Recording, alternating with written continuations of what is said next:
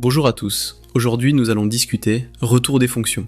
La construction, le design et l'implémentation de fonctions C++ nous demandent parfois de résoudre des problèmes un petit peu compliqués. Et un problème relativement récurrent est celui de la fonction qui renvoie plusieurs résultats. C'est quelque chose qui est faisable dans plein d'autres langages, avec une syntaxe un peu spécifique, mais qui nous manque en C++. On va essayer ici de corriger partiellement ce manque. Commençons par la solution la plus simple, qui consiste de façon élémentaire à renvoyer une structure depuis notre fonction qui doit renvoyer plusieurs résultats. Prenons ici par exemple la fonction remco, qui calcule à la fois le quotient et le reste d'une division entière, ici de A par B. On va simplement définir une structure avec un nom arbitraire, ici remco results, qui va contenir les morceaux de notre résultat, donc ici le quotient et le reste. Et nous la renvoyons assez simplement. La manière dont nous allons récupérer ce résultat est assez simple. Soit nous allons récupérer la structure de manière complète, et nous allons ensuite chercher à accéder aux valeurs de ses membres, comme ici. Ou bien nous pouvons utiliser un mécanisme assez intéressant, qui est disponible depuis C++ 17, les structured binding, qui vont nous permettre de récupérer la structure, non pas en tant qu'objet à part entière, mais comme étant une collection de petits morceaux.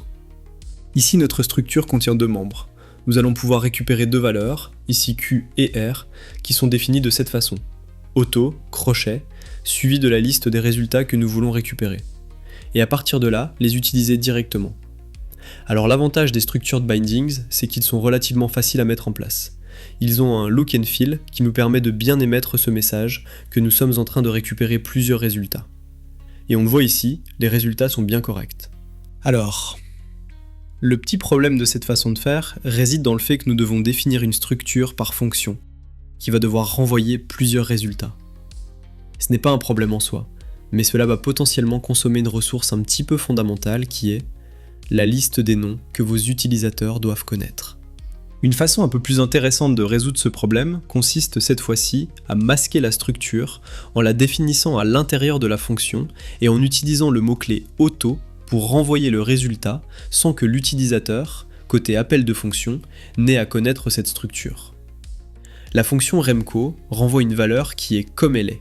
Au niveau appel et récupération du résultat, on retombe sur quelque chose d'un peu similaire. On va pouvoir récupérer la structure cachée en un seul bloc et nous allons pouvoir continuer à accéder à ces éléments. La bonne pratique consiste alors dans ce cas-là à documenter le nom de ces sous-morceaux de structure, même si la structure elle-même ne fait pas partie de l'interface de votre fonction, ou bien, comme tout à l'heure, réutiliser les structured bindings qui nous permettent de complètement masquer entièrement l'existence de cette structure cachée et nous permettent de récupérer les morceaux directement. Cette fois-ci encore, aucune différence, on a les bons résultats. On va pouvoir ainsi continuer à utiliser ce genre de schéma, tout en limitant l'empreinte de nos fonctions sur l'utilisation de l'espace de nœuds. On va donc pouvoir avoir autant de fonctions à multiples retours que désiré, sans qu'on ait à se poser la question de la potentielle collision du nom de nos structures. Je vous remercie, et je vous dis à bientôt.